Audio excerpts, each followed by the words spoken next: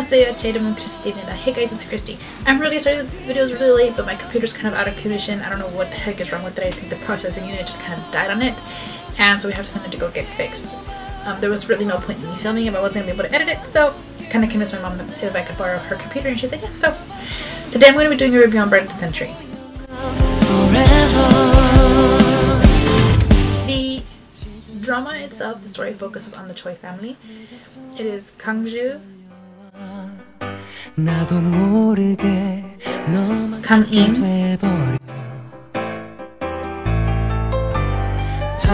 Choi Il-do, and Kim Young-hae. Kim Young-hae is Kangju's mom, Kang-in's mom, and Il-do is their dad. He's the I guess CEO of this kind of conglomerate, this mall conglomerate, and he inherited from his grandfather. Now there's this really big tragedy that is kind of centered around the family. The first bride of the firstborn son is going to be sacrificed to the ghost of the house, kind of protects the family. Kangju is set to marry Yi-kyona, Jang Yi-kyun, who was picked by his mom to marry him. It's kind of an arranged marriage. They really haven't gotten to know each other. He's been off abroad studying, and she's been here. Her mom, Majiran, she owns this construction company, and they're kind of having this trouble, financial trouble and staffing problems. Like, people don't want to work because they're not getting paid. At this time, the beginning of the very first episode of the drama, you meet Jang Yi-hyun, who is Yi-kyung's brother. He is often Name, I think that's how you say it. He's there to kind of convince the workers to work because they're going to get paid, and just kind of sweet talking them into working. And he meets Nadrim. She looks exactly like his sister Yi-kyuna. Yi-kyuna doesn't want to marry Kangju, so she runs away. Yi-kyun kind of convinces Nadrim to come over and pretend to be his sister until they can find her. They really need Yi-kyun to marry Kangju because they are in like serious financial trouble, and if they merge the two companies, if they married and they merge, she's going to have money because he has money. Dorim kind of comes over and she's pretending to be Yi-kyung, and she really doesn't like Kangju at first. He's kind of cold and very calculating. He's very distant. He kind of detaches himself from people. There's a very good reason for it, which she finds out later, but it's just kind of her first impression of him. And she is very the opposite. She's very sweet, she's very nice, she's very considerate. She kind of puts others before herself. Of course, they fall in love. They have to. The problem is that Yi-hyun is also falling in love with Dorim because she's so different from his sister. She might look just like her, but she's very different. Her personality is very different. It kind of turns into like a really bad downward spiral. Like, secrets are revealed, really bad secrets are revealed. He finds out the truth about her because he has to. The drama is really good. It is really, really amazing. The first time that I watched it, I kind of rewatched it right after I finished watching it because, oh my god, it's so good. I'm going to talk a little bit about the actors. Lee Han-ki, I'm in love with. He is my honorary husband. I love him. Just so in love with him. He is very different though.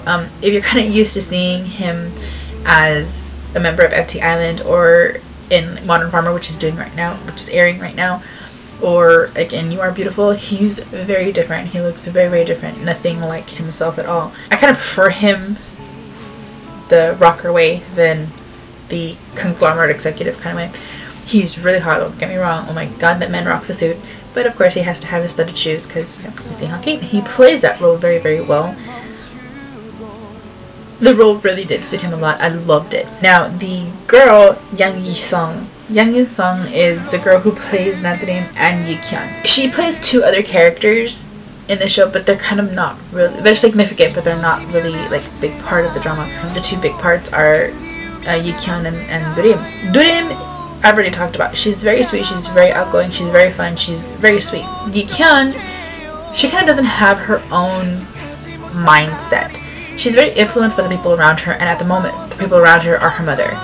So she's very cold and calculating because her mother is very cold and calculating. She believes that she's entitled to revenge for what Kangju's mom is doing because her mom thinks that she's entitled to revenge because of what Kangju's mom is doing.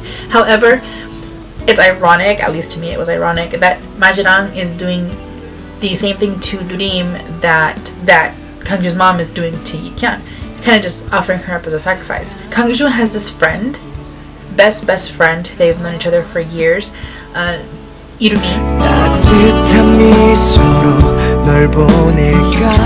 She's the, I guess, his right-hand man, right-hand man, his right-hand woman. She works for him at the mall, and she kind of, just like a manager, she kind of, you know, keeps things in check and makes sure that things are going smoothly, and the whole making sure he gets to his meetings, that kind of thing. She's, I was going to say she's in love with Kangju, but she's not really in love with him. She's obsessed. Ever since they were little, she kind of figured she would be the one to be in that place with him and be his wife.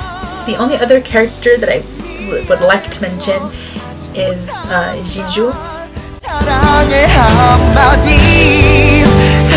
She is Naderim's best friend, and she's kind of the first one to kind of find out the truth about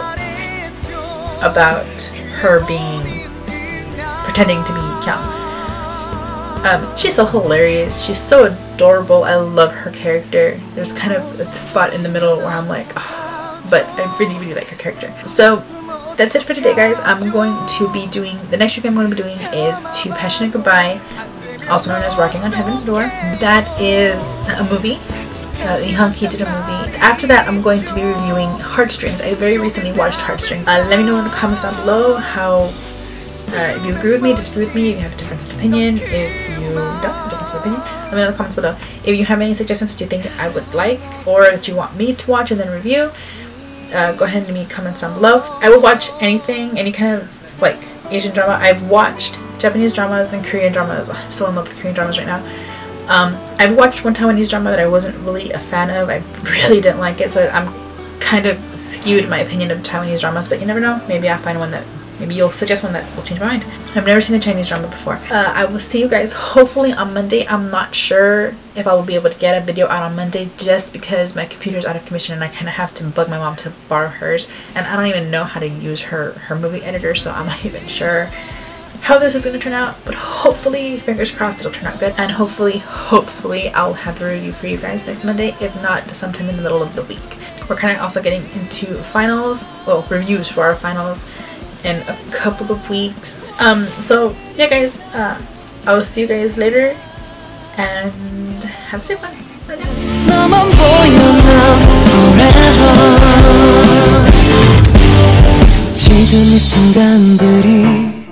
믿을 수 없게 떨려와 나도 모르게 너만 찾게 돼.